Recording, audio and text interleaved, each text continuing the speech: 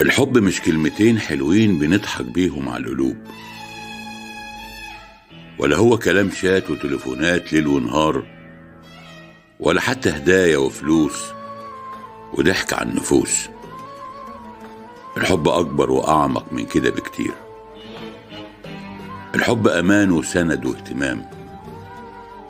الحب مواقف لما تعدي عليك بتخليك تتأكد إنك عايش حب بجد ولا لأ. الحب إنك تكون مطمن وحاسس بالأمان. الحب إنك تلاقي اللي يصدقك وما تكونش مضطر إنك كل شوية تقدم اعتذار ومبررات لكل تصرف وكل كلمة بتقولها. الحب إحساس مفيش أحلى ولا أجمل منه، بس في النور.